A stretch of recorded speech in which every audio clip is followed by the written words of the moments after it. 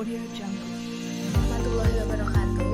Perkenalkan, nama saya Wahyu Nur Hidayah dari kelas HES 4C Fakultas Syariah dengan NIM 192111082. Di sini saya akan menyampaikan general review dari mata kuliah Hukum Perikatan Islam Indonesia yang telah saya dapatkan pada semester ini, serta apakah hal-hal yang dapat saya petik setelah saya mendapatkan mata kuliah Hukum Perikatan Islam di Indonesia pada semester ini, dan serta apa cita-cita dan harapan saya ke depannya setelah mendapatkan materi satu semester Hukum Perikatan Islam di Indonesia, tentunya pada bidang hukum.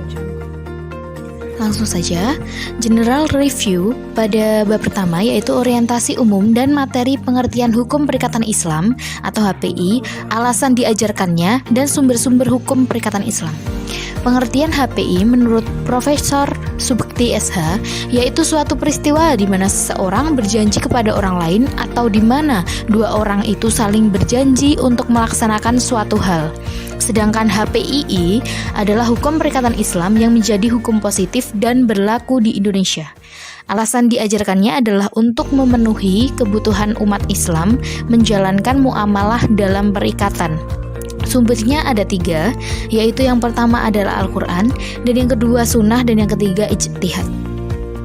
Selanjutnya pada bab kedua, dasar berlakunya hukum perikatan Islam di Indonesia ada 3, yaitu dasar filosofis, yuridis, dan sosiologis. Ada 2 hal yang mendasari berlakunya hukum perikatan Islam. Yang pertama yaitu akidah, dan yang kedua adalah syariah.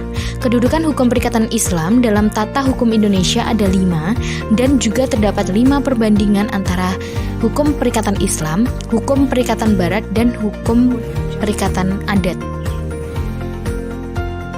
Masuk pada bab ketiga, karakteristik hukum perikatan Islam, asas-asas hukum Islam, dan asas-asas hukum perikatan Islam.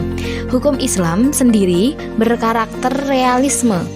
Asas-asas hukum Islam menurut Mustafa Ahmad Az-Zarqa membagi 7 kelompok, yaitu hukum ibadat, keluarga, muamalat, tata negara dan tata pemerintahan, pidana, antar negara, sopan santun. Dan kemudian yaitu asas-asas HPI ada 7 juga, yaitu yang pertama ilahiyah, kebebasan, persamaan atau kesetaraan, keadilan, kerelaan, kejujuran dan kebenaran, serta asas tertulis. Selanjutnya general review pada bab keempat. Di sini terdapat pengertian unsur-unsur rukun serta syarat akad. Pengertian akad menurut Mustafa Az-Zarqa, akad adalah ikatan secara hukum yang dilakukan oleh 2 atau beberapa pihak yang sama-sama berkeinginan untuk mengikatkan diri. Di sini terdapat 3 unsur dalam akad, yaitu pertalian ijab dan qabul, dibenarkan oleh syara', dan mempunyai akibat hukum terhadap objeknya. Rukun akad ada 4, yaitu pihak yang melakukan akad, objek akad, tujuan pokok akad, serta kesepakatan ijab dan qabul. Dan yang keempat, syarat sah akad ada 7 bentuk macamnya. Selanjutnya pada bab kelima, bentuk-bentuk perikatan dalam kegiatan usaha, yaitu kegiatan usaha yang di sini yang dimaksud adalah akad pertukaran dan akad kerjasama. Bentuknya ada 3 jenis, yaitu berdasarkan kegiatan usaha, pertukaran barang sejenis, pertukaran barang tidak sejenis. Akad pertukaran itu bisa uang dengan uang atau barang dengan barang. Sedangkan akad kerjasama itu antara orang-orang yang berserikat dalam hal modal dan keuntungan. Pada bab ke-6, general review dari saya yaitu bentuk perikatan pemberian kepercayaan. Nah, di sini akad pemberian kepercayaan adalah perjanjian atau kesepakatan antar 2 pihak yang dimana pihak pertama memberikan hak kepada pihak yang lain atas dasar percaya. Bentuk-bentuknya yaitu wadihah, wadiah, arrohah, wakalah, kafalah, al-ariyah, dan yang terakhir yuwalah. Pada bab ke-7, di sini dibahas adalah penggolongan akad. Nah, di sini saya memahami bahwasanya akad itu dapat dilihat ke dalam 12 segi yang berbeda. Untuk pada bab ke-8, kedudukan hukum perikatan Islam dalam lembaga ekonomi syariah di Indonesia, di sini yaitu perbankan dan perasuransian syariah, lembaga yang telah menggunakan prinsip syariah Islam di Indonesia, antara lain yaitu bank syariah, asuransi syariah, dan pasar modal syariah. General review pada bab ke-9 yaitu kedudukan hukum perikatan Islam dalam lembaga ekonomi syariah. Di sini yaitu pasar modal, reksadana, dan basyarnas. Dasar hukum pasar modal yaitu terdapat pada Quran Surat An-Nisa ayat 29, Al-Maidah ayat 1, dan Al-Jum'ah ayat 10. Reksadana adalah wadah untuk menghimpun dana masyarakat untuk diinvestasikan dalam portofolio oleh manajer investasi. Reksadana syariah berarti reksadana yang beroperasi menurut ketentuan dan prinsip bisnis syariah.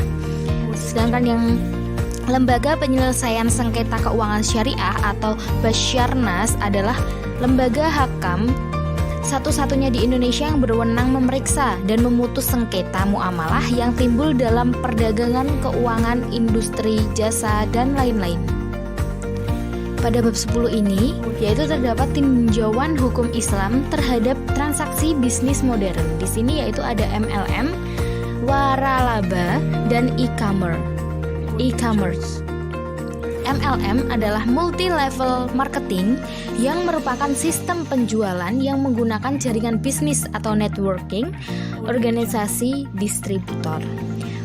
Waralaba atau franchise dalam pengertian hukum bisnis adalah izin dagang dengan menggunakan cap atau merek tertentu, dan terhadap penggunaan cap atau merek tersebut ada kewajiban untuk membayar royalti atau honorarium. Dan yang terakhir yaitu e-commerce. Menurut kacamata fikih kontemporer, sebenarnya alat, media, metode, teknis, atau sarana yang dalam kaidah syariah bersifat fleksibel, dinamis, dan variabel. Dan pada bab yang terakhir yaitu bab 11, tinjauan HPI terhadap transaksi bisnis modern yaitu EFT, credit card, masalah persaingan usaha, dan lain-lain. Yang pertama yaitu EFT atau Electronic Fund Transfer, yaitu pemindah bukuan sejumlah dana dari suatu rekening ke rekening lainnya melalui media elektronik. Yang kedua, credit card atau kartu kredit, suatu jenis alat pembayaran sebagai ganti uang tunai yang sewaktu-waktu dapat ditukarkan apa saja yang diinginkan, di mana saja ada cabangnya yang dapat menerima kartu kredit dari bank tersebut atau perusahaan yang mengeluarkannya. Serta pada masalah persaingan usaha ada 3 penyebab, yaitu monopoli, price fixing, dan yang terakhir yaitu kartel. Selanjutnya yaitu cita-cita dan harapan saya ke depannya setelah mempelajari mata kuliah hukum perikatan Islam di Indonesia ini adalah saya ingin dan semoga dapat bekerja pada bidang hukum tentunya, entah itu di pengadilan negeri ataupun pengadilan agama, dan apapun jabatannya akan saya terima. Karena itu adalah salah satu impian saya. Bahkan apabila dapat diberikan kesempatan oleh Allah Subhanahu wa taala, saya ingin menjadi seorang hakim ataupun notaris, dan dengan menerapkan materi-materi yang telah saya dapatkan dan telah saya pelajari tentunya pada mata kuliah hukum perikatan Islam Indonesia ini. Demikian yang dapat saya sampaikan. Banyak salah kata dan kurangnya saya mohon maaf. Wabillahi taufiq wal hidayah. Wassalamualaikum warahmatullahi